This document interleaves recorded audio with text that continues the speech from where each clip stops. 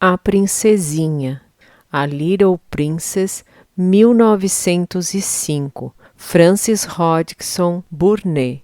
Narração Silvia Vale. Capítulo 16. O Visitante.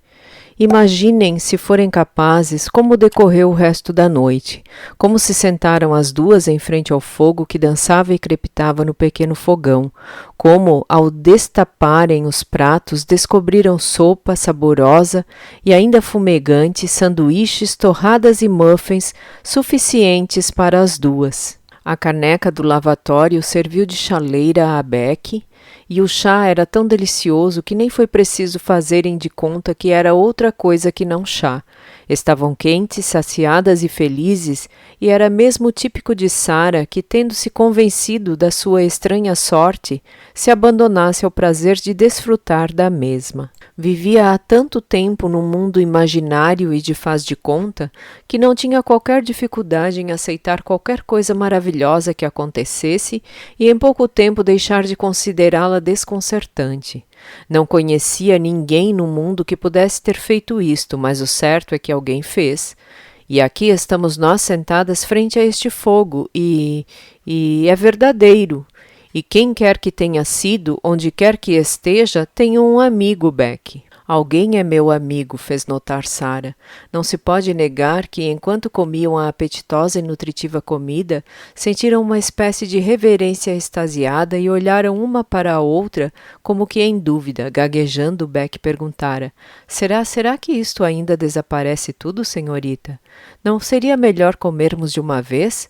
E empanturrou a boca com o sanduíche que estava comendo.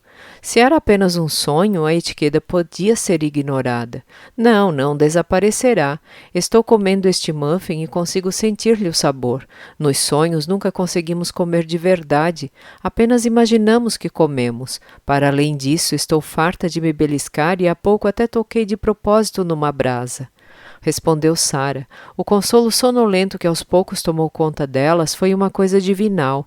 Era o que sentiam as crianças felizes e bem alimentadas. Deixaram-se ficar naquele torpor, frente ao fogo, até que Sarah virou a cabeça para contemplar a sua nova cama. Havia cobertores suficientes para partilhar com Becky. A estreita cama do quarto ao lado tornou-se mais confortável naquela noite do que a sua ocupante alguma vez poderia ter sonhado. Na soleira da porta, ao sair do quarto de Sarah, Beck virou-se e olhou ao redor como se quisesse gravar na memória o que via. Se tudo isto já não estiver aqui de manhã, senhorita, esteve pelo menos esta noite e eu nunca mais me esquecerei. O fogo estava ali, enumerou ela apontando, e a mesa frente a ele, e o candeeiro estava lá e a luz era rosada. E havia uma colcha de cetim na sua cama e um tapete grosso no chão, e era tudo tão bonito. E fez uma pausa e levou a mão à barriga. Havia sopa, sanduíches e muffins. Havia sim. E com semelhante convicção virou as costas e fechou a porta. Por intermédio dos misteriosos desígnios que operam em escolas e no seio da criadagem, de manhã era bem sabido que Sarah Crewe caíra em desgraça, que Ermengarde estava de castigo e que Beck teria abandonado a casa antes do desjejum, se fosse possível dispensar uma criada da copa com essa facilidade. As criadas sabiam que lhe fora permitido ficar porque Miss Minchin não conseguiria encontrar outra criada tão humilde e desamparada a ponto de trabalhar como uma escrava em troca de tão mísero soldo. As alunas mais velhas também tinham consciência de que Miss Minchin não punha Sarah na rua por conveniência própria. Está crescendo tão depressa e aprendendo tanto que não tardará a começar a dar aulas. Para além disso, Miss Minchin sabe que ela irá trabalhar em troca de nada. Foi muito feio de tua parte ires dizer-lhe que ela se divertia no sótão, Lave. Como é que descobriste? Perguntou Jessie a Lavínia. Arranquei-o da lote. É tão infantil que nem percebeu que eu lhe estava extraindo informações. Não vejo mal nenhum em ter ido alertar Miss Minchin. Era meu dever fazê-lo, na verdade. A Sarah estava sendo desonesta, e é ridículo que se dê ares e se faça de tão importante quando anda por aí naquela figura vestida de trapos. Defendeu-se Lavínia num tom de presunção. Que estavam fazendo quando Miss Minchin as surpreendeu? Um faz de conta ridículo qualquer. A Ermengarde levava um cesto de guloseimas para partilhar com a Sara e a Becky. A nós nunca convida para partilhar nada. Não que isso me incomode, mas acho muito vulgar da parte dela partilhar o que quer que seja com a criadagem que reside no sótão. Admiro-me que Miss Minchin não tenha posto a Sara na rua, ainda que a possa querer como professora. Se a pusesse na rua, para onde ela iria? Inquiriu Jessie, um pouco ansiosa. Eu sei lá. Quando entrar na sala de aulas esta manhã, há de ter um ar bem envergonhado, eu diria, tendo em conta o que aconteceu. Ontem não lhe deram jantar e hoje, como castigo, também não comerá. Jessie não era tão maldosa quanto Palerma. Pegou no seu livro com um pequeno estremecimento. Acho isto horrível. Não tenho direito de a matar de fome, comentou. Quando Sara entrou na cozinha naquela manhã, a cozinheira olhou-a de esguelha, bem como as criadas, mas Sara passou por elas a passo apressado. Acordara um pouco mais tarde do que o habitual e, uma vez que o mesmo sucedera a Becky, ambas se tinham apressado a descer e não tinham tido tempo de trocar nenhuma palavra. Ao chegar à copa, Sara deparou-se com Becky, esfregando vigorosamente uma chaleira e a cantarolar uma canção entre dentes. Olhou para Sara com um ar de felicidade. Estavam lá quando acordei, senhorita. Os cobertores. Eram tão reais como na noite passada, sussurrou ela, toda contente. Também os meus. Está lá tudo, como ontem. Enquanto me vestia, comia algumas das sobras. Oh, santo Deus! Exclamou Becky, quase em êxtase, inclinando-se sobre a chaleira, ao mesmo tempo que a cozinheira entrava na copa. Miss Minchin esperava ver no semblante de Sara, quando esta entrou na sala de aulas, o mesmo que esperava Lavínia: vergonha, desalento. Sara sempre fora para ela um quebra-cabeças irritante, pois a severidade nunca a fazia chorar ou ficar assustada. Quando ralhavam com ela, escutava educadamente e com um ar sério. Quando a castigavam, cumpria as tarefas que o castigo envolvia ou deixava de almoçar ou jantar sem se queixar ou mostrar qualquer sinal de revolta. O fato de nunca responder com insolência era para Miss Minchin uma espécie de insolência por si só. No entanto, tendo em conta a privação de comida a que fora sujeita no dia anterior, a cena violenta à noite e a perspectiva de passar mais um dia sem comer, sem dúvida que estaria destroçada, derrotada. Seria muito estranho se não entrasse com o rosto pálido, os olhos vermelhos e um ar humilhado e infeliz.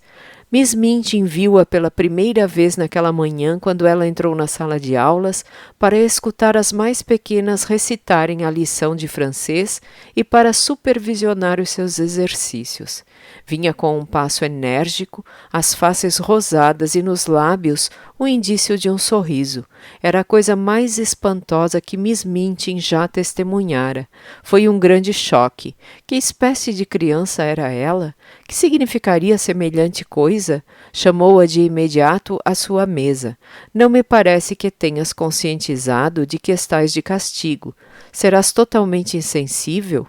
A verdade é que quando ainda somos crianças, ou mesmo já adultos e estamos bem alimentados e dormimos tranquilamente numa cama macia e quente, quando adormecemos no meio de um conto de fadas e ao acordar descobrimos que se transformou em realidade, é impossível estarmos desgostosos ou parecermos infelizes.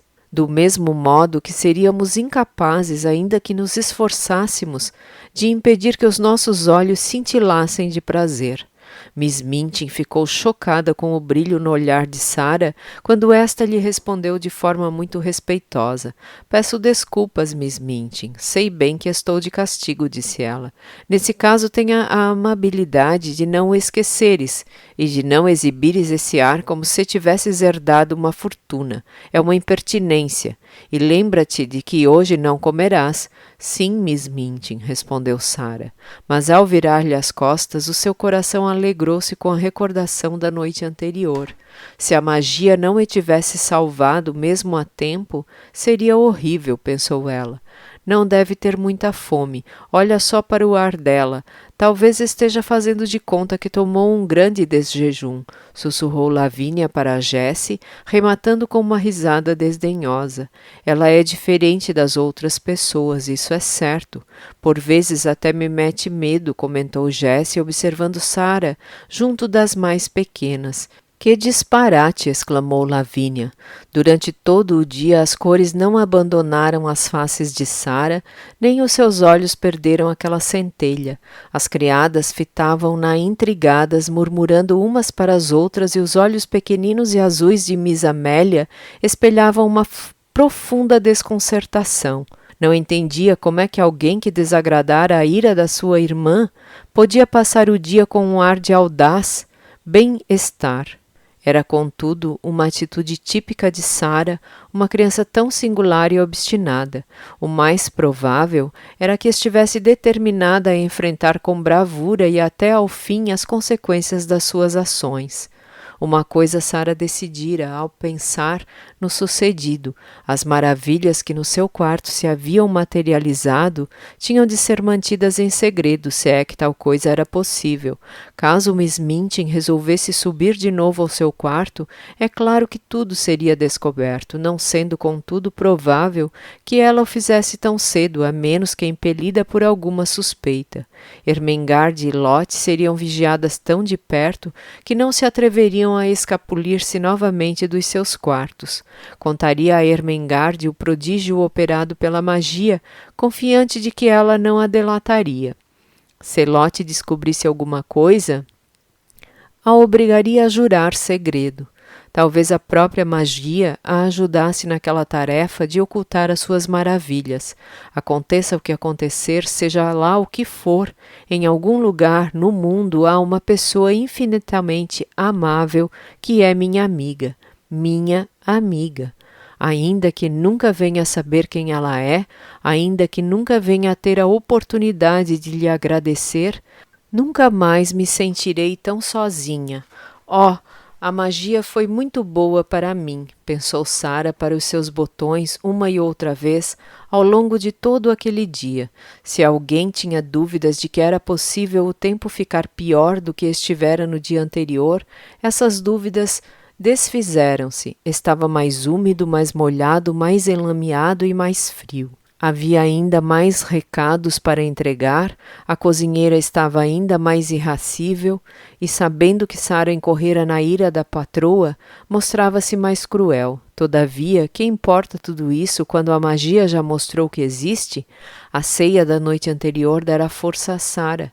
Sabia que iria dormir bem e quentinha, e muito embora já tivesse começado a sentir fome como era natural, estava crente de que conseguiria suportá-la até o pequeno almoço do dia seguinte, quando o castigo terminaria e ela voltaria sem dúvida a ter direito às suas refeições. Era bastante tarde quando por fim subiu ao seu pequeno quarto. Miss Minchin ordenara-lhe que permanecesse na sala de aulas estudando até às 10 da noite, mas acabara por ficar absorta nos livros e já só os fechara depois das 10.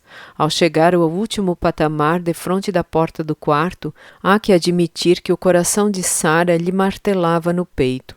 É claro que é possível que tudo tenha desaparecido, murmurou, procurando ganhar coragem.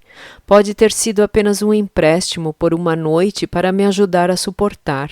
Seja como for, foi bom, foi real. Empurrou a porta e entrou. Uma vez lá dentro, arquejou, fechou a porta e encostou-se a ela, olhando de um lado para o outro. A magia estivera lá de novo e fizera ainda mais do que na noite anterior. O fogo ardia na lareira, mais forte e vivo do que antes. Várias coisas novas tinham sido trazidas para o quarto, embelezando-o de tal forma que, se não conhecesse já Sarah o poder da magia, teria esfregado os olhos incrédula. Sobre a mesa encontrava-se uma nova ceia, desta vez com louças e talheres para a Becky. Todos os trastes velhos e feios tinham sido cobertos e ocultados com panos coloridos. Algumas tapeçarias presas por tachas tão afiadas que podiam ser pressionadas contra a madeira e o estuque sem o recurso de um martelo embelezavam as paredes e dissimulavam o bolor e os buracos. Havia também leques maravilhosos pendurados e várias almofadas grandes e fofas que podiam ser usadas como assento. Uma caixa de madeira coberta com um tapete e algumas almofadas fazia perfeitamente as vezes de assento. Sara afastou-se lentamente da porta, sentou-se e ficou contemplando tudo aquilo. É tal e qual como se um conto de fadas se tivesse tornado realidade. Não há qualquer diferença. Parece-me que qualquer desejo que formulasse, fosse de diamantes ou de sacos de ouro, se materializaria. Não me espantaria nada que assim fosse. Será este o meu quarto? Serei a mesma Sara, gélida, encharcada, maltrapilha? E pensar que costumava imaginar e fazer de conta e desejar que as fadas existissem. Uma coisa que sempre quis foi ver um conto de fadas transformar-se em realidade. Pois bem, estou vivenciando um conto de fadas. É como se eu fosse uma fada e tivesse o poder de transformar as coisas. Levantou-se e foi bater na parede, chamando o prisioneiro da cela ao lado. Quando Beck entrou, quase desfaleceu. Por uns segundos teve dificuldade em recuperar o fôlego. Ó santo Deus, senhorita! Exclamou ela, como naquela manhã na copa. É como vês, disse Sara. Naquela noite, Beck sentou-se numa almofada frente ao fogo, bebendo o chá numa xícara e pires só seus. Quando Sara foi deitar, descobriu que tinha um colchão novo e mais alto e almofadas fofas de penas. A sua velha colcha e travesseiro tinham sido colocados na cama de Beck, que pôde assim desfrutar de um conforto como nunca antes sentira. De onde virá tudo isso? Meu Deus, quem será o autor disto? Inquiriu Beck certa vez. Será melhor nem perguntarmos. Não fosse o meu desejo de querer dizer obrigada, preferia nem saber. Dá um ar muito mais prodigioso ao sucedido, respondeu-lhe Sara. A partir de então, a vida foi se tornando mais magnífica a cada dia. O conto de fadas não terminou por ali. À noite, quando Sara regressava ao sótão, deparava-se com coisas novas a cada vez que abria a porta, até que em pouco tempo o lugar se transformara num confortável quarto, recheado de toda a espécie de ornamentos e comodidades. As paredes esburacadas e negras foram aos poucos escondidas por trás de quadros e tapeçarias. Várias peças de mobília desdobrável apareceram também. Na parede foi pendurada uma prateleira carregada de livros, até que por fim parecia não haver mais nada que Sara pudesse desejar. Quando descia de manhã, as sobras da ceia ficavam na mesa, e ao fim do dia, quando voltava, o mágico fizera-as desaparecer, deixando mais uma magnífica refeição no seu lugar. Miss Minchin continuava tão severa e insultuosa como sempre, Miss Amélia igualmente rabugenta e caprichosa, e as criadas sempre malcriadas e grosseiras. Sara não parava de levar e trazer recados, fizesse chuva ou sol, e de ser repreendida e obrigada a executar todo tipo de tarefas. Mal tinha a oportunidade de conversar com Ermengarde e Lotte. Lavínia desdenhava das suas roupas, cada vez mais velhas e esfarrapadas, e as outras meninas olhavam-na com curiosidade quando ela aparecia na sala de aulas. Porém, que importava tudo isso quando estava vivendo aquele maravilhoso e misterioso conto de fadas? Era mais romântico e encantador do que qualquer coisa que imaginara para consolar a sua alma jovem e carente e se salvar do desespero. Por vezes, quando lhe ralhavam, era com esforço que se continha de sorrir. Se vocês soubessem, dizia para si mesma, se vocês soubessem! O conforto e felicidade de que desfrutava estavam tornando-a mais forte e era com isso em mente que suportava o árduo dia.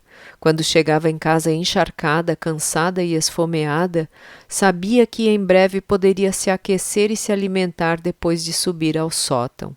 Durante os dias mais duros, ocupava ditosamente o espírito, pensando no que iria ver quando abrisse a porta do quarto e se perguntava que surpresa maravilhosa a magia preparara para ela daquela vez. Em pouco tempo começou a aparecer menos magra, as cores regressaram às suas faces e os seus olhos já não pareciam demasiado grandes para o pequeno rosto. A Sarah Crewe está com muito bom aspecto, comentou Miss Minchin para a irmã num tom reprovador. Sim, está certamente engordando. Já começava a aparecer um pequeno corvo faminto, respondeu Miss Amélia com o seu ar apatetado. Faminto? Não tinha qualquer razão para ter um ar faminto. Sempre lhe foi dada comida com fartura, exclamou Miss Minchin contrariada. Com certeza, concordou Miss Amélia, alarmada ao perceber que mais uma vez dissera o que não devia. É muito desagradável ver aquele tipo de atitude numa criada, ainda mais uma criança da idade dela, acrescentou Miss Minchin com arrogância. Que tipo de atitude? Arriscou Miss Amélia. Quase pôde ser apelidado de provocação, desafio, explicou Miss Minchin frustrada, porque sabia que aquilo que a melindrava não se apelidava de provocação, mas não sabia que outro termo desagradável havia de usar. O espírito e a determinação de qualquer outra criança já teriam sido vergados e teriam capitulado por força das mudanças a que ela foi obrigada a conformar-se. Mas, palavra de honra, parece-me tão pouco subjugada como se fosse uma princesa. Recorda-se do que ela lhe disse naquele dia na sala de aulas, acerca do que a Mana faria se descobrisse que ela era... comentou a insensata Miss Amélia. Não me recordo. Não digas disparates, protestou Miss Minchin. Mas é claro que se lembrava muito bem. Como seria de se esperar, até Beck começava a parecer mais roliça e menos assustada. Não podia evitá-lo, também compartilhava do conto de fadas secreto. Tinha 2 colchões, 2 almofadas, cobertores com fartura e todas as noites uma ceia quente e um lugar nas confortáveis almofadas em frente ao fogão. A Bastilha desmoronava-se. As prisioneiras tinham dado lugar a 2 crianças reconfortadas, rodeadas de coisas magníficas.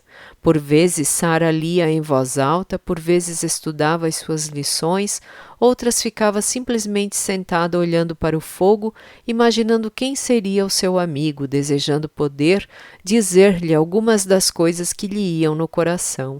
Aconteceu então outra coisa maravilhosa. Um homem foi bater à porta do colégio para entregar vários embrulhos. Em letras grandes estavam todos endereçados à menina do sótão do lado direito. Sarah foi mandada abrir a porta e foi ela quem recebeu os embrulhos.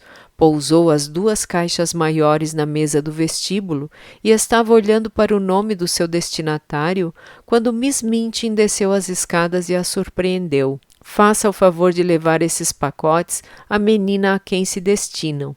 Não fiques aí parada olhando para eles, ordenou ela severa como sempre. São para mim, respondeu Sarah. Para ti? Como assim? Estranhou Miss Minchin. Não sei de onde vêm, mas estão endereçados a mim.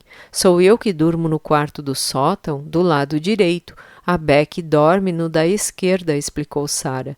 Miss Minchin aproximou-se de Sarah para observar os embrulhos. Que contém? Perguntou. Não sei, disse Sarah. Vá, abra-os, ordenou Miss Minchin. Sarah obedeceu. Quando as caixas foram abertas, a expressão de Miss Minchin mudou por completo. À frente dos seus olhos tinha peças de roupa bonitas e confortáveis, de todos os tipos, sapatos, meias e luvas, e um casaco quente e vistoso. Havia até um gracioso chapéu e uma sombrinha. Era tudo de excelente qualidade. No bolso do casaco, um alfinete prendia um bilhete que dizia: para serem usadas todos os dias. Serão substituídas assim que necessário. Miss Minchin ficou bastante agitada. Semelhante incidente suscitava curiosos pensamentos na sua mesquinha mente. Será que cometera um erro, afinal de contas, e que a criança enjeitada possuía um amigo poderoso, ainda que excêntrico, em algum lugar? Talvez um parente até então desconhecido que investigara o seu paradeiro e decidira velar por ela daquela forma misteriosa e esquisita. Talvez fosse um tio rico e solteirão, daqueles que não gostavam de lidar com crianças. Um homem desse tipo poderia preferir supervisionar a educação e bem-estar da sua jovem familiar à distância. Uma pessoa dessas, contudo, seguramente seria caprichosa e se ofenderia com facilidade. Seria lamentável que um familiar assim se revelasse e ficasse sabendo de toda a verdade acerca das roupas maltrapilhas, da pouca comida e do trabalho árduo. Sentindo-se bastante incomodada, Miss Minchin contemplou Sarah de esguelha. Bom, parece que alguém foi muito generoso contigo, uma vez que te mandaram todas estas peças de roupa e que irás receber outras novas quando estas se estragarem, mais vale ires vesti-las, para ficares com um ar mais respeitável. Depois poderás descer e ir estudar as tuas lições na sala de aulas. Hoje já não precisas sair para entregar recados, afirmou Miss Minchin, num tom que já não usava desde que Sarah perdera o pai. Cerca de meia hora mais tarde, quando a porta da sala de aula se abriu e Sarah entrou, todo o colégio ficou de boca aberta. Meu Deus, olha, é a princesa Sarah, exclamou Jessie, acotovelando Lavínia. Toda a gente girara a cabeça. Lavínia estava corada de tanta estupefação. Era de fato a princesa Sarah, desde o dia em que caíra em desgraça que não voltara a ter aquela aparência. Não parecia nada a Sarah que tinham visto descer as escadas algumas horas antes. Exibia o tipo de vestido que Lavínia costumava invejar-lhe. Era de uma cor forte e tinha um corte magnífico. Os seus pés tinham o mesmo aspecto elegante que Jessie admirara no dia em que Sarah se apresentara à classe, e os cabelos, cujos caracóis espessos lhe davam um ar de pônei Shetland, quando os trazia soltos ao redor do pequeno rosto, estavam graciosamente atados atrás com uma fita. Talvez alguém lhe tenha deixado uma fortuna. Sempre acreditei que alguma coisa do gênero lhe acabaria acontecendo. Ela é tão diferente, sussurrou Jessie. Talvez as minas de diamantes tenham aparecido de novo, como por magia, troçou Lavínia. Não a agracies olhando para ela dessa maneira, sua palerma. Sarah, vem sentar-te aqui, disse Miss Minchin, no seu tom professoral, e perante os olhares atônitos de todas as alunas que se acotovelavam e não faziam o mínimo esforço para ocultar a sua curiosidade, Sarah avançou para o seu antigo lugar de honra e inclinou-se sobre os seus livros.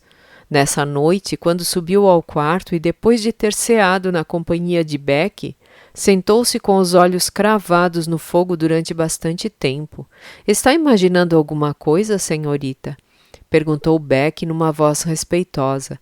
Quando Sarah se sentava em silêncio e contemplava o fogo, como se não o visse, geralmente isso significava que estava inventando uma nova história. Não era o caso daquela vez, e Sarah abanou a cabeça. — Não, estava pensando no que deveria fazer, respondeu. Becky continuou a olhá-la. Encarava tudo o que Sarah dizia e fazia uma espécie de reverência. Não consigo deixar de pensar no meu amigo. Caso a intenção dele seja manter-se anônimo, seria inconveniente da minha parte tentar descobrir a sua identidade. Mas eu queria tanto que ele soubesse o quanto lhe estou grata e o quanto me fez feliz. Qualquer pessoa amável e generosa gosta de saber que as pessoas que ajudou ficaram felizes. Isso é mais importante para elas do que receber um agradecimento. Quem dera, deteve-se, pois neste instante os seus olhos depararam-se com uma coisa que estava em cima de uma mesa de canto. Era um pequeno estojo com papel e envelopes e tinta que descobrira no quarto há meros 2 dias. Oh, por que não pensei nisso antes? Levantou-se e foi correndo buscar o estojo, voltando a sentar-se frente ao fogo. Posso escrever-lhe um bilhete e deixá-lo em cima da mesa. Talvez a pessoa que leva as sobras e a louça suja o leve também. Não lhe colocarei qualquer pergunta. Tenho a certeza de que não se importará que eu lhe agradeça por tudo o que tem feito, declarou muito animada. Escreveu então um bilhete que dizia: espero que não considere indelicado da minha parte escrever-lhe este bilhete, sabendo que o senhor deseja manter o anonimato. Por favor, acredite que não foi minha intenção ser inconveniente, nem tentar descobrir o que quer que seja. Apenas quero agradecer-lhe por ter sido tão amável comigo, tão generoso, e por ter transformado a minha vida num conto de fadas. Estou-lhe tão agradecida e tão feliz. O mesmo sucede com a Beck. É tudo tão belo e maravilhoso para ela como é para mim. A nossa vida era de solidão, frio e fome, e agora, só de pensar no que fez por nós, por favor, deixe-me só dizer estas palavras. Sinto que tenho de dizê-las. Obrigada, obrigada, obrigada. A menina do sótão. Na manhã seguinte deixou o bilhete em cima da mesa e ao fim do dia já lá não estava, tendo sido levado com as sobras da ceia. Sara percebeu assim que o mágico a recebera e ficou muito contente por sabê-lo. Estava lendo para Beck um dos seus livros novos antes de se recolherem às respectivas camas, quando um barulho na janela lhes desviou a atenção. Ao levantar os olhos da página, reparou que Beck também o ouvira uma vez que virara a cabeça e se pusera em guarda com um ar nervoso. — Tem alguma coisa ali, senhorita, sussurrou. — Pois é. Parece mesmo um gato tentando entrar, disse Sara. Levantou-se da cadeira e dirigiu-se à janela. O ruído que escutara soara-lhe como um estranho arrastar. De repente ocorreu-lhe e soltou uma gargalhada. Recordou-se de um pequeno intruso que já uma vez entrara no quarto. Vira-o naquela mesma tarde com um ar desconsolado, sentado frente a uma janela da casa do cavalheiro indiano. E se fosse um macaquinho que tivesse fugido de novo do lascarim? Quem dera que fosse, murmurou ela muito animada. Trepou em uma cadeira, abriu a janela com toda a cautela e espreitou para a rua. Bem perto dela, sentado na neve que se acumulara no telhado, pois tinha nevado todo o dia, estava uma pequena e trêmula figura que franziu lastimosamente o rosto preto ao deparar-se com ela. É mesmo um macaquinho, escapuliu-se do sótão do lascarim e viu a luz no meu, anunciou ela a Beck. Beck correu para junto da mesa. Vai deixá-lo entrar, senhorita? Vou. Está demasiado frio para um macaco andar na rua. São animais sensíveis. Vou persuadi-lo a entrar. Estendeu a mão devagarinho, dirigindo-se a ele, no mesmo tom afetuoso com que falava com os pardais e com Melquisedeque, como se ela própria fosse um animal amistoso e compreendesse a timidez deles. Vem, querido macaquinho, eu não te faço mal. Aliciava-o ela. O macaco sabia bem que ela não lhe faria mal, compreendera-o mesmo antes de ela o ter agarrado com toda a suavidade e o ter puxado na sua direção. O que sentia nas mãos elegantes e morenas de Randaz era amor, e o mesmo pressentia nas pequeninas mãos daquela menina. Permitiu que ela o levasse para dentro do sótão, e assim que se viu nos braços dela, aninhou-se contra o seu peito e pôs-se a olhar para ela.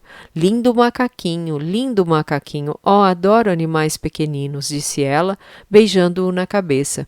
Ele ficou evidentemente satisfeito por estar frente ao fogo e quando Sara se sentou e o colocou no joelho, olhou para Beck observando-a com interesse. Não é muito bonito, não é, senhorita? Comentou ela. Parece um bebê muito feio, disse Sara com uma gargalhada. Peço desculpas, macaquinho, mas ainda bem que não és um bebê. A tua mãe não iria ficar orgulhosa de ti e ninguém se atreveria a dizer que eras parecido com um dos teus familiares. Mas eu gosto mesmo de ti. Recostou-se na cadeira e pôs-se a pensar em voz alta. Talvez ele tenha pena de ser tão feio e isso não lhe sai da mente. Pergunto-me se ele pode pensar como nós.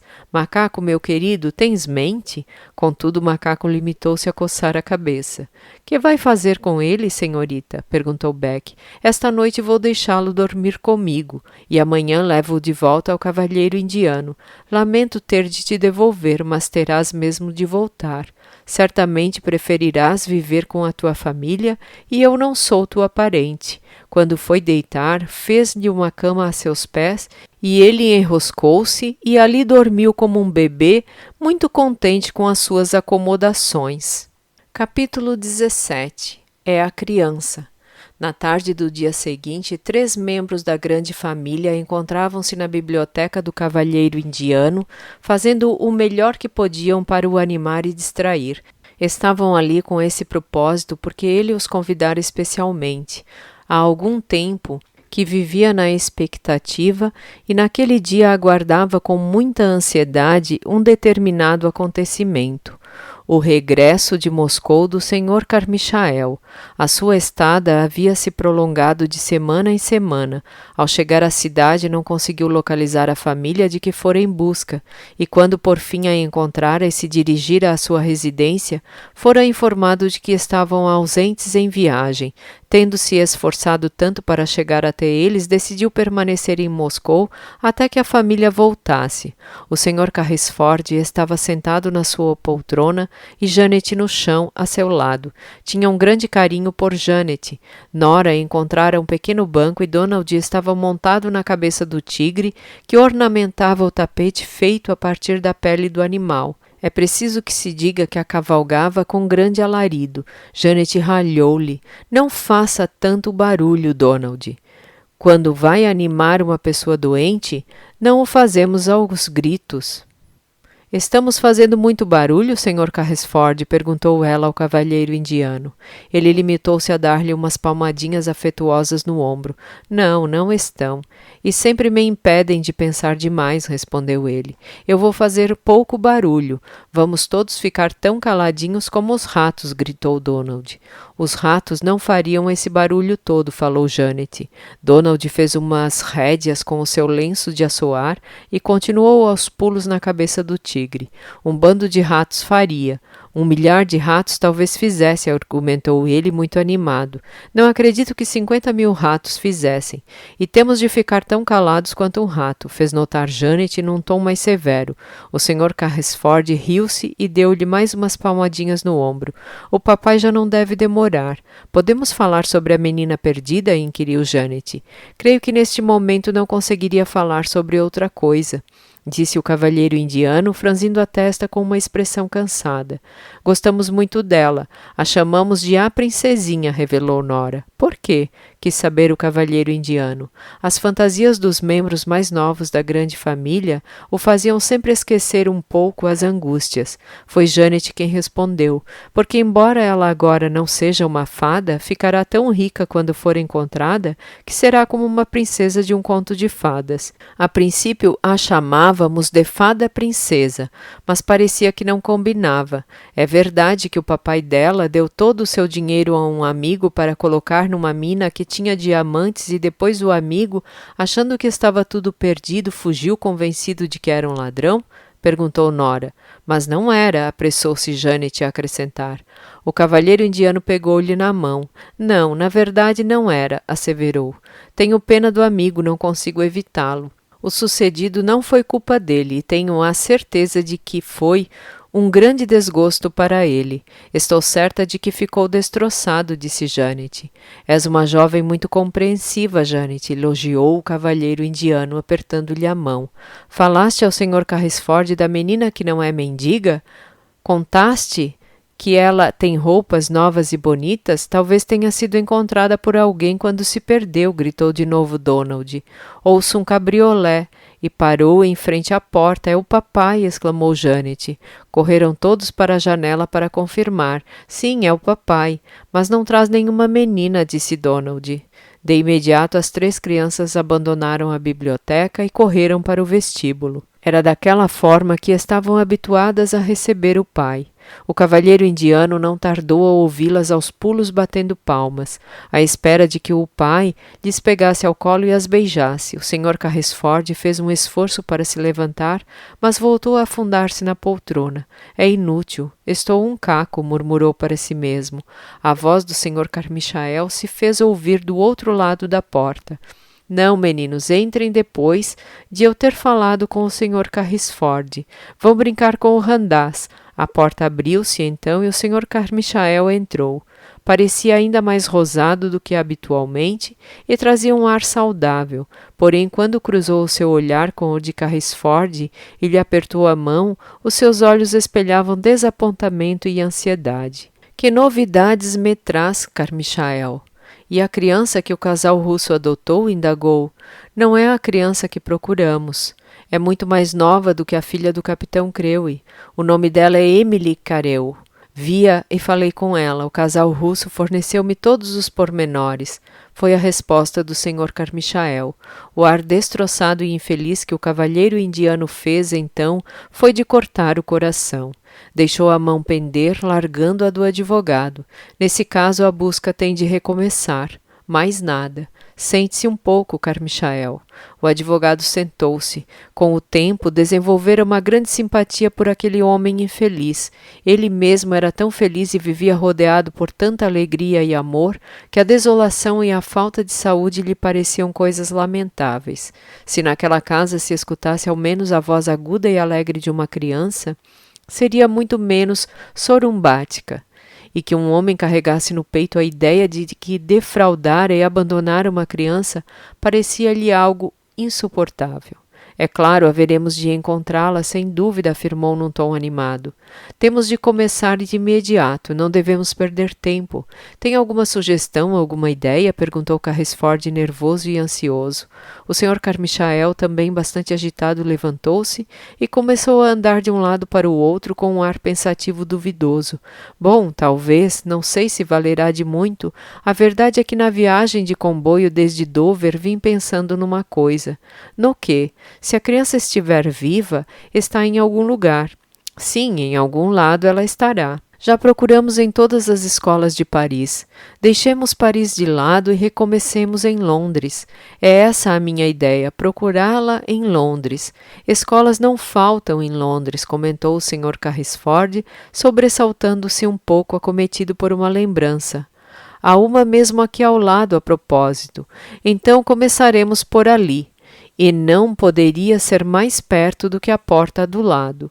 Nesse colégio há uma criança que despertou meu interesse, mas não é aluna. É uma criatura muito morena e desamparada que não podia ser mais diferente da Sarah Crewe, contou Carrisford. Talvez a magia estivesse naquele momento operando de novo seus milagres. Tudo apontava para isso. O que teria levado Randaz a entrar na biblioteca, interrompendo seu patrão, curvando-se respeitosamente, mas com um entusiasmo que mal conseguia dissimular nos seus escuros e cintilantes olhos? Saíbe, está aqui a criança, aquela de quem o Saíbe se compadeceu. Veio trazer o macaco que fugira de novo para o seu quarto. Pedi-lhe que não fosse embora. Lembrei-me que talvez agradasse ao Saíbe vê-la e falar com ela. Quem é ela? Indagou o Sr. Carmichael. Só Deus sabe. É precisamente a criança de que lhe estava falando. Uma pequena lacaia do colégio, respondeu Carrisford, gesticulando para Randaz e dirigindo-se a ele. Sim, gostaria de a conhecer. Vai chamá-la. Virou-se então para o Sr. Carmichael. Enquanto esteve ausente, à espera, deixou-me desesperado. Os dias eram tão longos e sombrios. O Randaz contou-me as tribulações e angústias desta criança e, em conjunto, elaboramos um plano digno de um conto de fadas para a ajudar. Suponho que tenha sido uma coisa pueril, mas sempre me concedeu uma distração, algo em que pensar. É claro que sem a ajuda de um ágil e destro oriental como Randaz não teria sido possível concretizar o plano. Sarah entrou então na biblioteca. Transportava o macaco nos braços e ele obviamente não fazia tensões de se afastar dela, a menos que fosse obrigado. Ia agarrado a ela, tagarelando, todo satisfeito.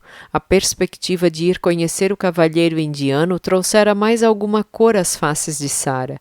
O seu macaco fugiu, foi bater na janela do meu quarto na noite passada, e eu deixei-o entrar porque estava muito frio. O teria trazido logo, não fosse já tão tarde. Sabia que o senhor se encontrava doente e podia não gostar de ser incomodado, explicou Sarah na sua bonita voz. Os olhos encovados do cavalheiro indiano fitaram Sarah com curiosidade e interesse. Foi muito atencioso da sua parte, disse ele. Sarah olhou de relance para Randaz, que ficara junto à porta. Quer que eu entregue ao Lascarim? Perguntou ela. Como sabes que há um Lascarim? Indagou de volta o cavalheiro indiano, ensaiando um sorriso. Conheço os Lascarins porque nasci na Índia, respondeu Sarah, passando o relutante macaco para os braços de Randaz. O cavalheiro indiano desencostou-se da poltrona tão subitamente e com uma mudança tão drástica de expressão que por um momento Sara se sobressaltou. Nasceste na Índia? Chega aqui mais perto de mim, e estendeu a mão. Sara aproximou-se e colocou a sua mão na dele, como lhe pareceu ser seu desejo.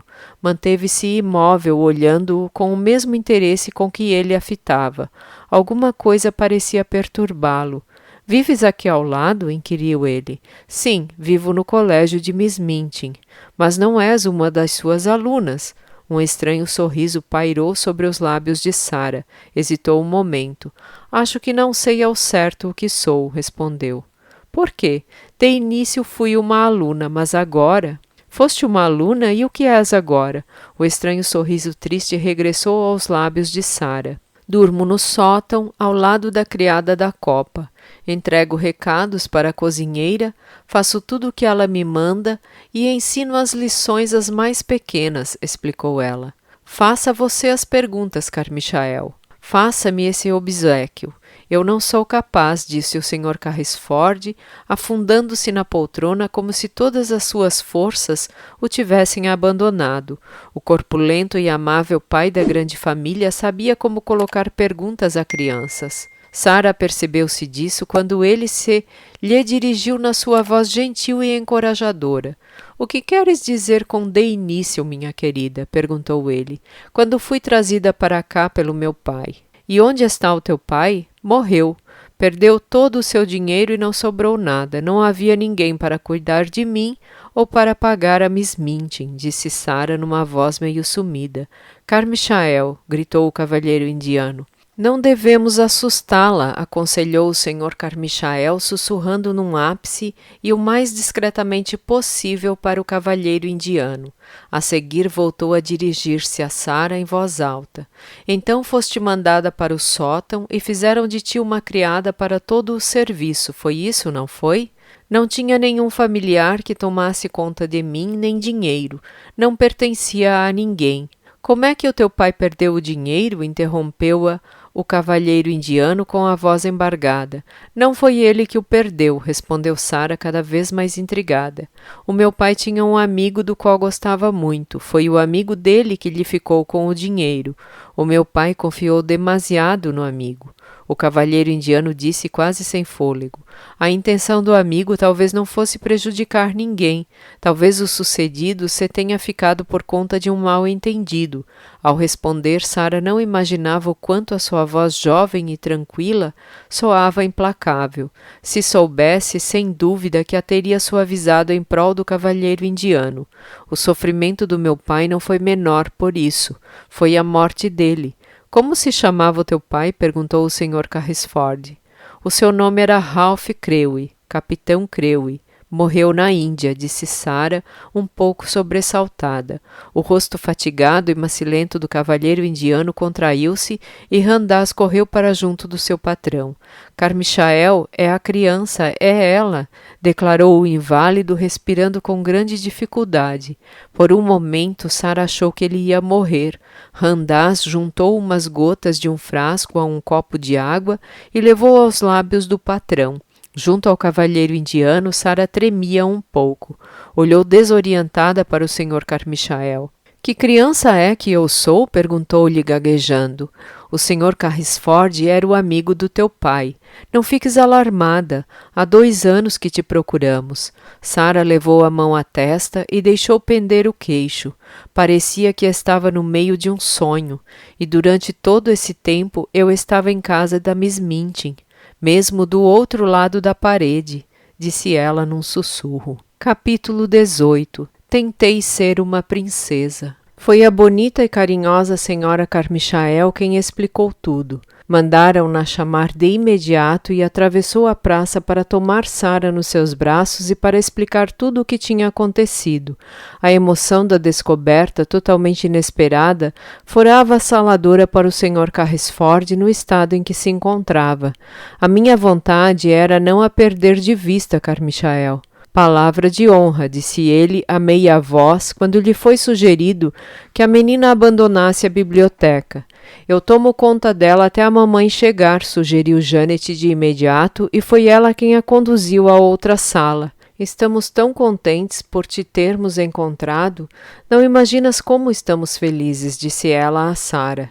De mãos afundadas nas algibeiras, Donald contemplava Sarah com uma expressão de ponderação e autorrecriminação.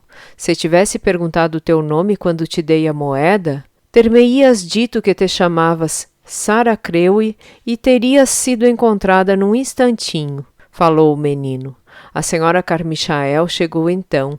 Vinha com um ar muito comovido e de repente abraçou Sarah e beijou-a. Estás com um ar atônito, pobre criança, e não é de admirar, comentou ela. Sarah só tinha um pensamento. É ele, começou olhando de relance para a porta fechada da biblioteca. É ele o amigo malvado que levou meu pai à ruína? Oh, por favor, diga-me. Chorando, a senhora Carmichael beijou-a de novo. Achava que a menina devia ser beijada muitas vezes, uma vez que não recebia carinhos há tanto tempo. Ele não foi malvado, querida, e nem perdeu realmente o dinheiro do teu pai. Apenas achou que o havia perdido, e como gostava muito dele, a dor e o desgosto fizeram-no ficar tão doente que durante algum tempo não esteve no seu juízo perfeito. A vida dele correu perigo e muito antes de começar a se recuperar, o teu pai acabou morrendo. E ele não sabia onde me encontrar, e eu estava tão perto, murmurou Sarah. Não conseguia esquecer a ironia de estar mesmo ali ao lado. O Sr. Carrisford acreditava que estavas numa escola na França, e foi continuamente desviado do bom caminho por pistas falsas. Procurou-te por todo o lado. Quando te viu passar, com um semblante tão triste e desamparado, não sonhava que fosses a filha do seu amigo, mas por seres uma menina como ela, quis te ajudar e fazer-te feliz. Assim, disse ao Randaz que entrasse pela janela do teu quarto e tentasse torná-lo confortável, explicou a senhora Carmichael.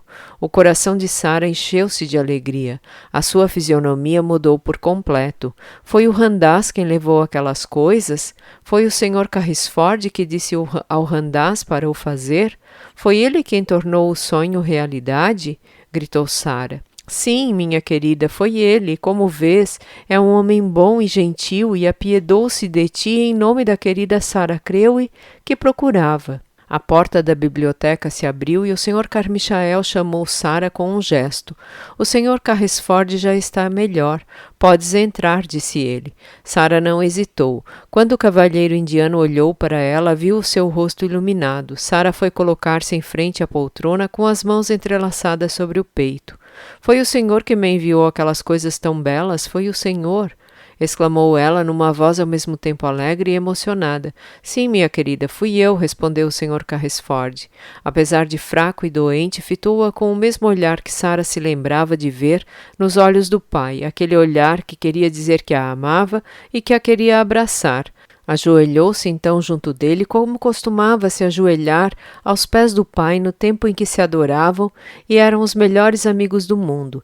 Então é o senhor o meu amigo, declarou ela, e pegando-lhe na mão descarnada, beijou-a uma e outra vez. Daqui a 3 semanas já estará como novo. Repara no rosto dele, comentou o Sr. Carmichael com a esposa. Já não parecia de fato o mesmo.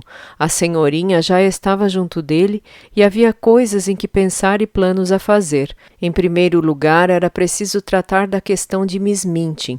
Urgia informá-la da alteração que ocorrera na vida da sua antiga aluna. Sarah não regressaria ao colégio. O cavalheiro indiano mostrou-se inflexível nesse ponto.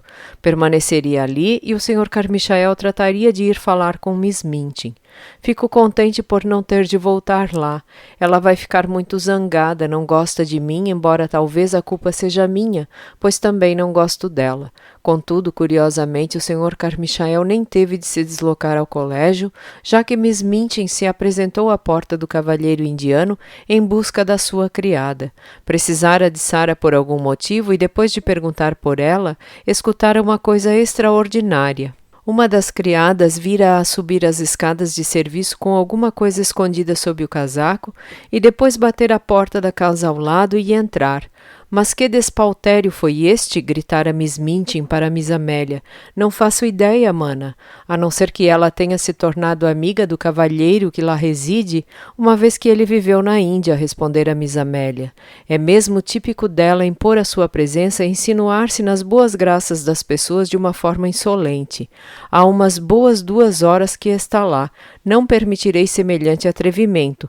Vou pessoalmente ver do que se trata e pedir desculpas pela intromissão, reclamou Miss Mintin. Sarah estava sentada num banco junto ao joelho do Sr. Carrisford, escutando algumas das inúmeras coisas que ele achava imprescindível explicar-lhe, quando Randaz anunciou a visitante.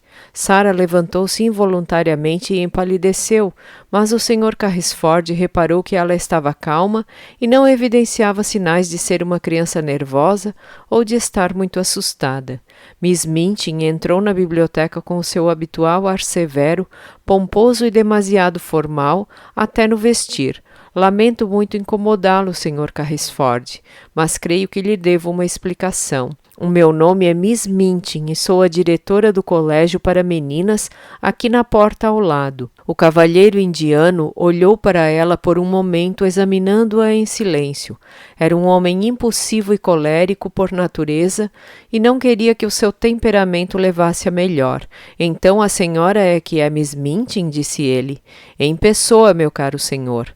Nesse caso, chegou mesmo na hora certa. O meu advogado, o Sr. Carmichael, preparava-se para ir falar com a senhora, respondeu o cavalheiro indiano.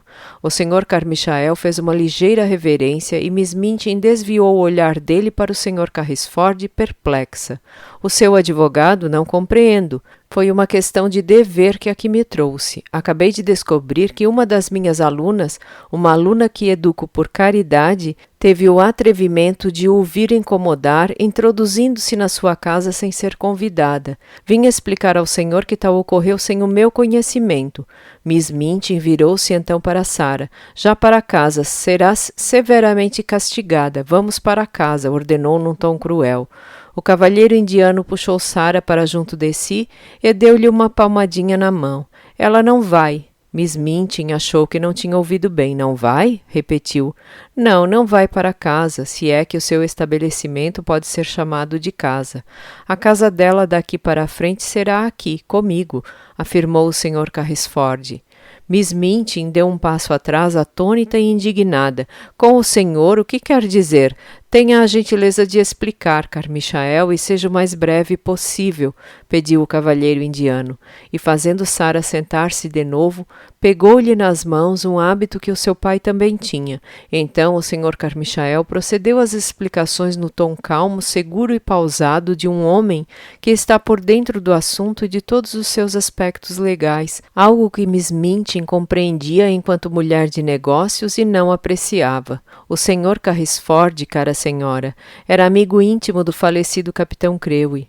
Foi seu sócio em alguns investimentos avultados. A fortuna que o capitão Crewe julgava ter perdido foi recuperada e encontra-se agora nas mãos do Sr. Carrisford. A fortuna? A fortuna da Sarah, exclamou Miss Mintin empalidecendo.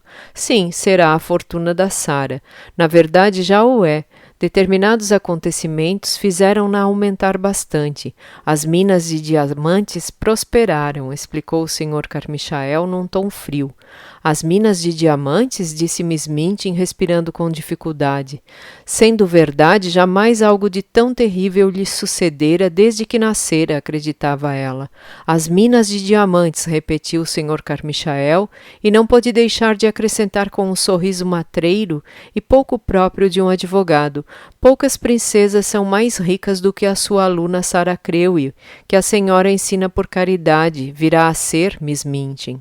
Há 2 anos que o Sr. Carrisford a procurava. Encontrou-a, por fim, e não se separará dela. Depois disto, pediu a Miss Mintin que se sentasse enquanto lhe explicava o assunto em pormenor. não se poupando a esforços para deixar bem claro que o futuro de Sara estava assegurado e que o que parecera perdido lhe seria devolvido multiplicado por 10. Para além disso, Sara tinha o Sr. Carrisford um tutor, bem como um amigo.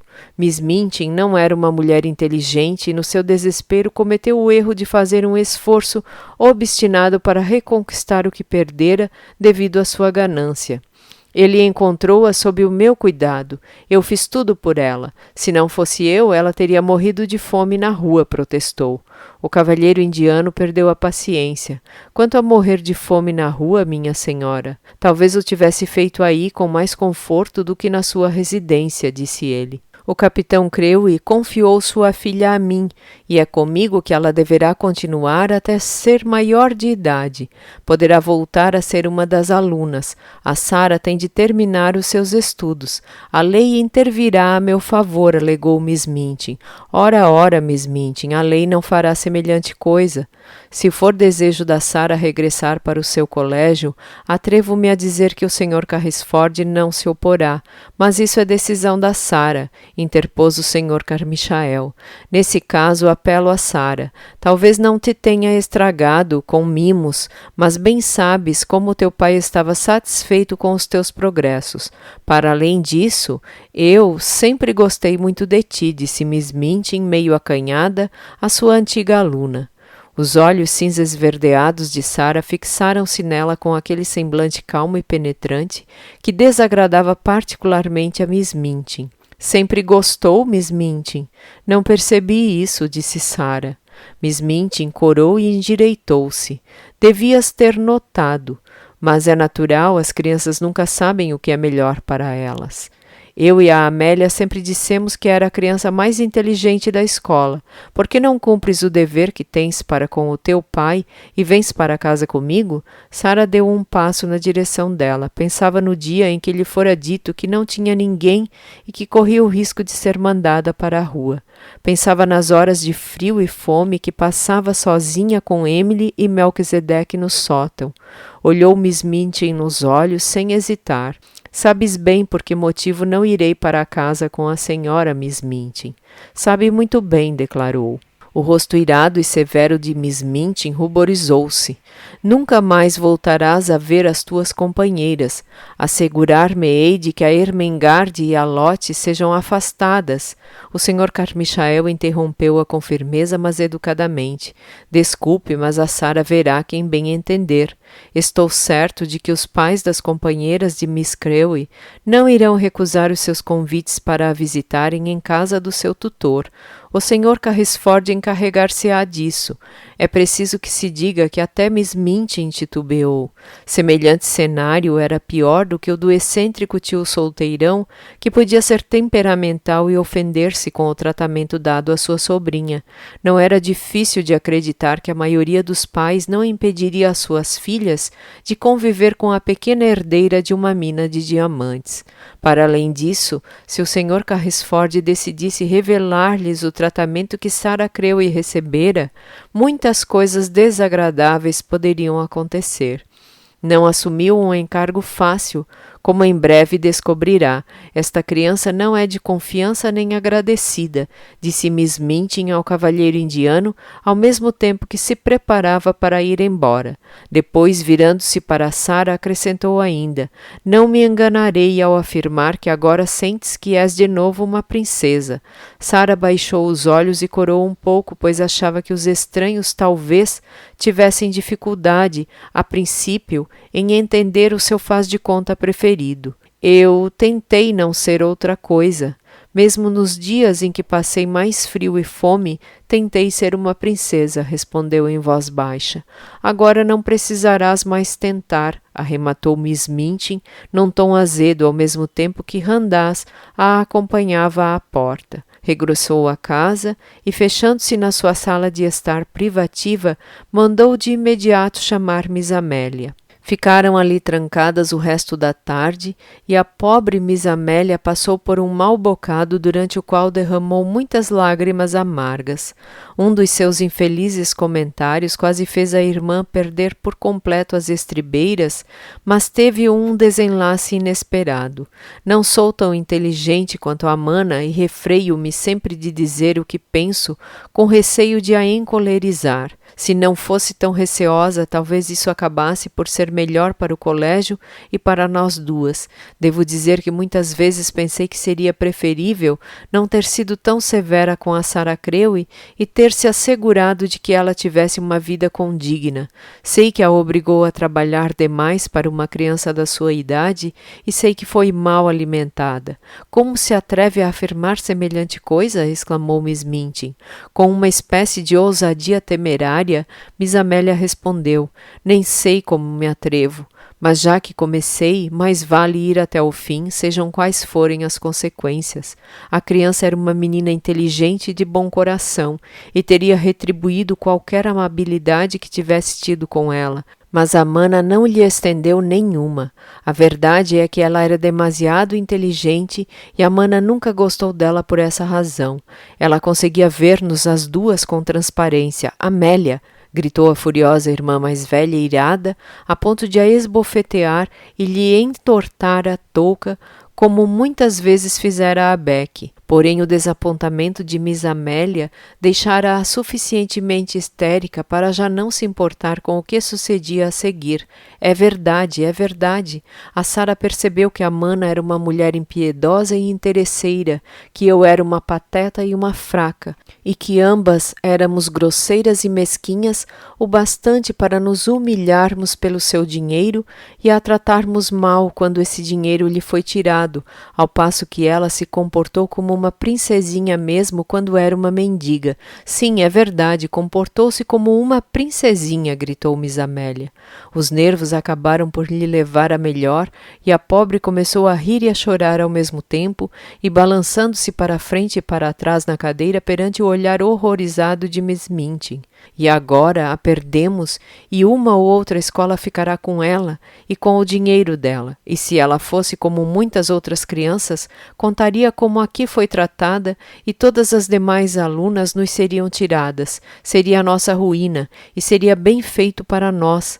Mas mais ainda para você, Maria Minchin, do que para mim, porque a Mana é uma mulher cruel, egoísta e interesseira, e fazia tanto barulho com seus gritos e soluços histéricos que a irmã se viu obrigada a dar-lhe sais de cheiros para a acalmar, em lugar de descarregar nela a sua indignação perante semelhante audácia. A partir desse momento, Miss Minchin começou a recear um pouco mais a irmã, que, embora parecesse palerma, não era evidentemente tão tola quanto parecia, podendo enfim dizer algumas verdades que as pessoas não queriam ouvir. Naquela noite, estando as alunas reunidas em frente à lareira da sala de aulas, como era seu costume antes de irem deitar, Ermengarde entrou com uma carta na mão e uma estranha expressão no seu rechonchudo rosto. Estranha porque misturava ao mesmo tempo alegria e espanto devido ao choque que representara. — Que aconteceu? Perguntaram duas ou três vozes ao mesmo tempo. — Tem alguma coisa que ver com o que se passou esta tarde? Quis saber Lavínia, cheia de curiosidade. Houve uma tremenda discussão na sala de estar de Miss Minchin e parece que Miss Amélia teve uma espécie de ataque de nervos e ficou de cama. Ermengarde respondeu-lhes lentamente, como se estivesse atordoada. Acabei de receber esta carta da Sarah, disse ela, segurando a folha aberta, para que vissem como era longa. — Da Sarah? Exclamou todas em uníssono. — Onde está ela? Quase guinchou Jessie. — Na casa do lado, com o cavalheiro indiano, respondeu Ermengarde. — Onde? Foi posta na rua? Miss Minchin já sabe? A discussão seria por causa disso? Por que é que ela escreveu? Conta-nos, conta-nos. A confusão estava instalada e Lottie começou a chorar lamentosamente. Mais uma vez Ermengarde respondeu sem pressa, centrando-se no que lhe parecia a novidade mais importante e explicaria tudo. Sempre existiram As minas de diamantes, as minas existiam, exclamou ela num tom resoluto. Queixos caídos e olhos arregalados foi aquilo com que se deparou nos rostos das suas companheiras. Eram verdadeiras. Durante um tempo houve uns problemas e o Sr. Carrisford achou que estava tudo perdido. Quem é o Sr. Carrisford? Indagou Jessie. O cavalheiro indiano. O capitão Crewe acreditou que estava arruinado e o desgosto matou-o. O Sr. Carrisford adoeceu gravemente e quase morreu. Quando melhorou, quis encontrar a Sarah e há anos que a procurava. Entretanto, foram descobertos milhões e milhões de diamantes nas minas e metade deles pertencem a Sarah. E já lhe pertenciam quando ela vivia no sótão e só tinha o Melquisedeque por amigo. O Sr. Carrisford encontrou-a esta tarde. Está na casa dele neste momento e não voltará para cá. E agora vai ser uma princesa 100 vezes, 50.000 vezes mais do que alguma vez foi.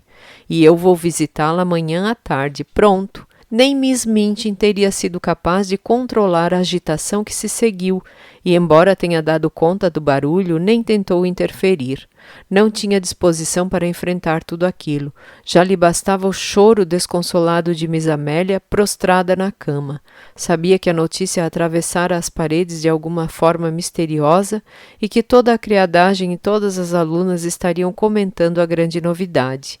Assim, até quase à meia-noite, todo o colégio, sabendo que as regras tinham sido postas de lado, rodeou Ermengarde na sala de aulas e ouviu-a ler e reler a carta contendo essa história que era tão maravilhosa quanto qualquer uma que a própria Sarah tivesse inventado e que, por um incrível sortilégio, sucedera a Sarah e ao místico cavalheiro indiano que vivia na casa ao lado. Beck, tomando conhecimento do sucedido, conseguiu subir ao sótão mais cedo do que o costume. Queria afastar-se de toda a gente e ir espreitar o quarto mágico mais uma vez. Não fazia ideia do que iria acontecer. Não era provável que as coisas belas ficassem à disposição de Miss Minchin. Iria tudo desaparecer e os quartos do sótão voltariam a ficar vazios e despidos. Por mais feliz que estivesse por Sarah, subiu o último lance de escadas com um nó na garganta e lágrimas nos olhos. Não haveria luz naquela noite, nem candeeiro cor-de-rosa. Não haveria ceia, nem princesa sentada frente ao fogo lendo ou contando histórias. Engoliu um soluço ao mesmo tempo que abria a porta do quarto e depois desatou a chorar baixinho. O candeeiro cor-de-rosa iluminava o quarto, o fogo estava aceso, a ceia esperava e no meio do quarto Randaz sorria para o seu rosto sobressaltado. A sua amiga não se esqueceu de você, contou tudo ao Saíbe. Quis que a menina soubesse também da grande felicidade que o destino lhe reservou. Tem ali uma carta que ela te escreveu, pois não queria que a menina fosse para a cama infeliz. O Saíbe incumbiu-me também de lhe dizer que quer que vá à casa dele amanhã. Será a dama de companhia da menina Sarah.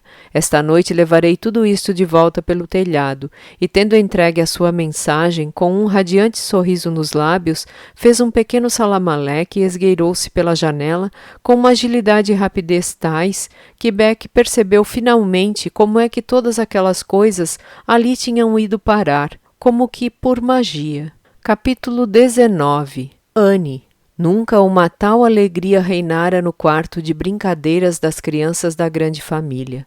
Jamais haviam sonhado com um prazer tão grande como o que resultava da convivência íntima com a menina que não é mendiga.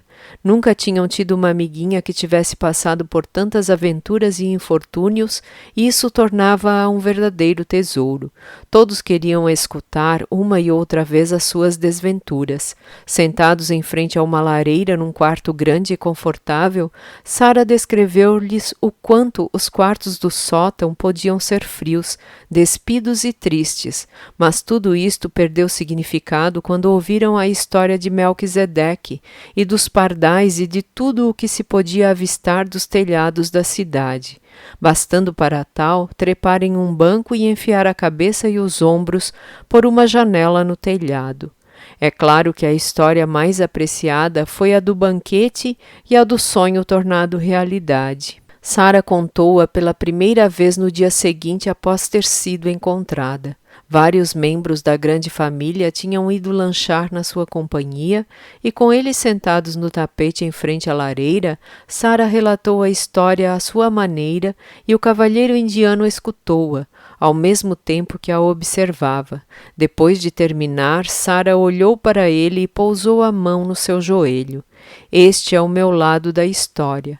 Por que não nos conta o seu lado, tio Tom? O cavalheiro indiano pedira-lhe que o tratasse por tio Tom. Ainda não conheço o seu lado da história, estou certa de que é muito bonito.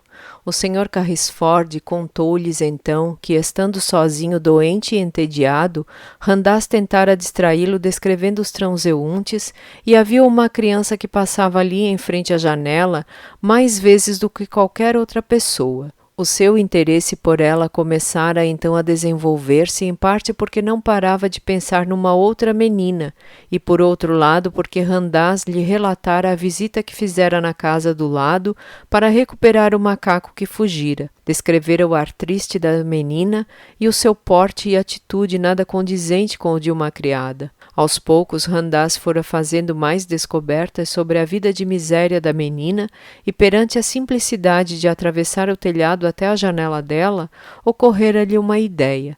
Saíbe, eu podia esgueirar-me até lá quando ela não estivesse e acender o fogo. Quando ela regressasse molhada e gelada, o encontraria ardendo e pensaria que tinha sido obra de um mágico.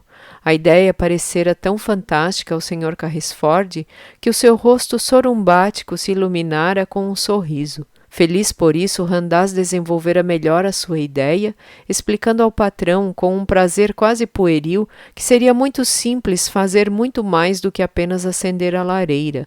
Os preparativos para a execução do plano tinham preenchido e animado muitos dias que de outra forma se teriam arrastado penosamente. Na noite do fracassado banquete, Randaz mantivera-se de vigia, tudo pronto no seu próprio quarto para ser transportado pelo telhado. A pessoa que iria auxiliar esperava com ele, igualmente encantada com aquela aventura. Randaz estava deitado sobre as telhas de ardósia, à espreita na janela, quando o banquete chegara ao seu desastroso final. Depois de se assegurar de que Sara dormia a sono solto, introduzira-se no quarto munido de uma pequena lanterna, enquanto seu cúmplice permanecia do lado de fora e lhe passava as coisas. Uma ocasião em que Sara se mexera, Randaz apagara num ápice a lanterna e deitara-se de barriga para baixo no chão. As crianças ficaram sabendo destas e muitas outras coisas emocionantes, fazendo um rol de perguntas intermináveis. Fico tão feliz que o meu amigo fosse o tio Tom, declarou Sara. Nunca existiram dois amigos como os que eles dois se tornaram. De alguma forma, pareciam completar-se um ao outro. O cavalheiro indiano nunca na vida tivera uma companhia que apreciasse tanto como a de Sara. No espaço de um mês, como o Sr. Carmichael profetizara, transformara-se num novo homem. Estava sempre divertido e interessava-se por tudo, e começou a retirar um verdadeiro prazer da riqueza que imaginara vir a detestar e a encarar como um fardo. Havia tanta coisa para planejar em prol de Sara. Entre os dois brincavam que ele era um mágico e que um dos seus prazeres era inventar coisas para a surpreender. Sara encontrava flores magníficas e exóticas crescendo no seu quarto, pequenos presentes excêntricos escondidos debaixo de almofadas, e certa vez ao final do dia escutaram algo a esgravatar à porta da biblioteca. Quando Sara foi ver do que se tratava, deparou-se com um enorme cão, um esplêndido boa-hound russo, com uma magnífica coleira de ouro e prata, onde se lia a seguinte inscrição: Sou o Boris e estou ao serviço da princesa Sara. O cavalheiro indiano não esquecia a imagem de sua princesinha vestida de farrapos.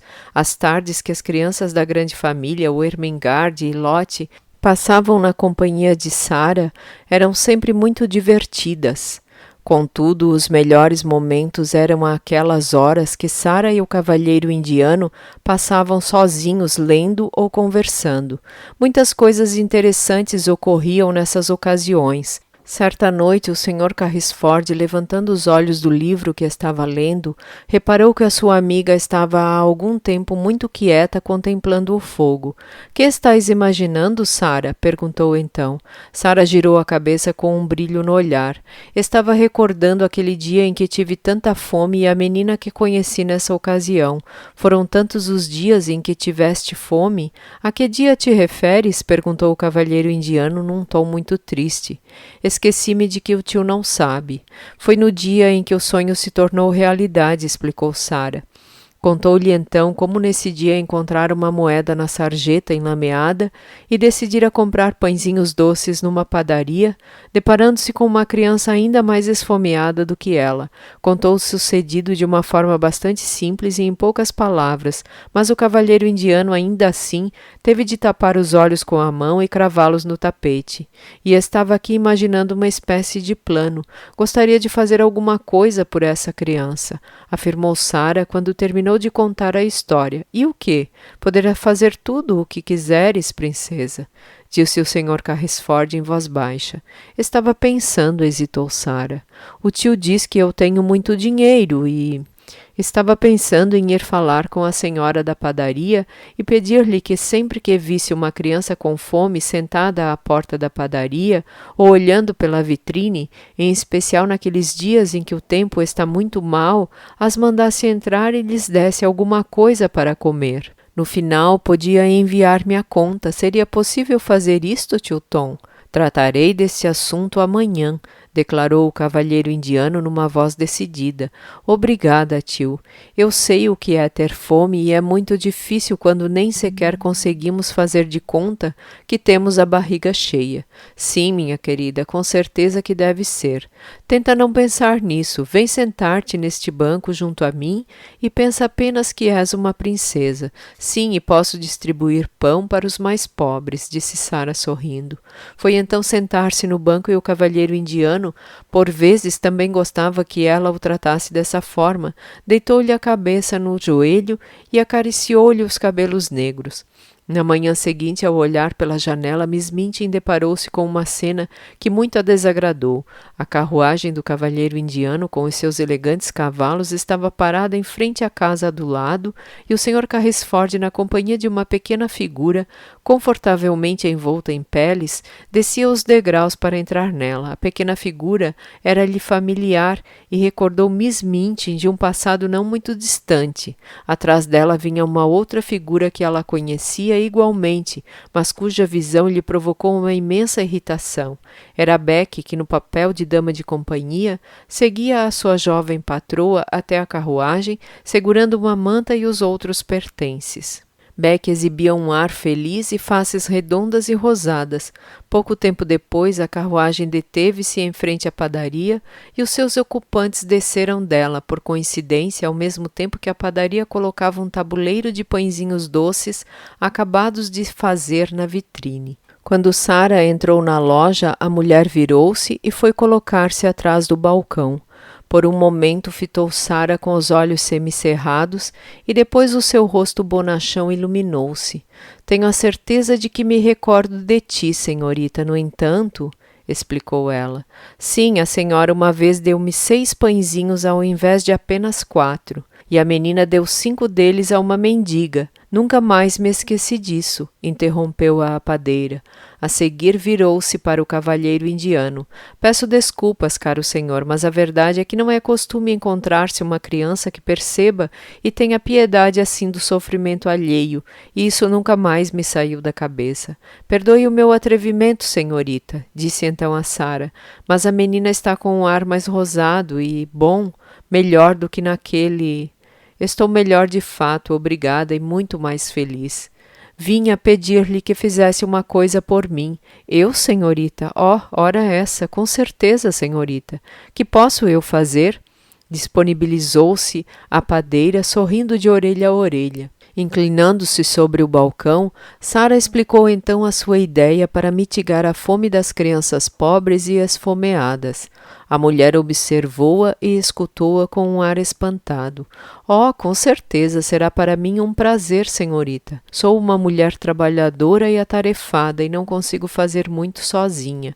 E a verdade é que por todo o lado só vemos miséria, mas posso afirmar-lhe, e perdoe a minha imodéstia, que desde essa tarde fria e chuvosa distribuí muito pão pensando na senhorita e no quanto a menina devia estar gelada e esfomeada, mas ainda assim abdicou dos seus pãezinhos quentes como se fosse uma princesa. O cavalheiro indiano não pôde deixar de sorrir ao escutar aquilo, e Sara sorriu também, recordando o que dissera para si mesma quando colocara os pãezinhos no colo da pobre criança.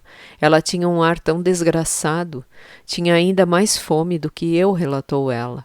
Estava morrendo de fome. Desde então, muitas vezes me falou disso e de como, sentada ali no degrau, encharcada e sem forças, sentia como se tivesse um lobo dentro do estômago, confirmou a padeira. Oh, então voltou a vê-la desde então? Sabe onde ela se encontra? Perguntou Sara ansiosamente. Sei sim, senhorita. Está ali na saleta dos fundos. Há um mês que veio para cá. Tornou-se uma bela moça, esforçada e trabalhadora. Nem imagina a ajuda que ela tem sido para mim na loja e na cozinha. Dirigiu-se à porta da pequena saleta e regressou ao balcão na companhia de uma mocinha. Era a pequena mendiga, limpa e condignamente vestida e sem o menor indício de que passara fome. Tinha um ar envergonhado, mas um rosto bonito, tendo perdido aquele olhar meio selvagem. Reconheceu Sara num instante e pôs-se a olhar para ela com um ar de admiração. Naquele dia disse-lhe que viesse ter comigo sempre que tivesse fome, e quando ela vinha, pedia-lhe para me fazer uma coisita ou outra. Ela não se furtava a ajudar-me e comecei a simpatizar muito com ela. Acabei por lhe dar um trabalho e um teto, e ela ajuda-me e é muito agradecida. O nome dela é Anne. Não tem outro. As duas crianças contemplaram-se durante uns minutos. Depois, tirando a mão do regalo, Sara estendeu-a por cima do balcão e Anne tomou-a entre as suas e olharam-se nos olhos. Fico muito feliz e acabei de ter outra ideia. Creio que a senhora Brown não se importará que sejas tu a distribuir o pão e os pãezinhos doces pelas crianças, e talvez tu até gostes de o fazer, uma vez que também sabes o que é ter fome, propôs Sara. Sim, sim, senhorita, respondeu Anne. Apesar das suas parcas palavras, Sara percebeu que ela a compreendera. Despediram-se e Anne ficou observando-a abandonar a loja com o cavalheiro indiano, entrar na carruagem e partir. Fim.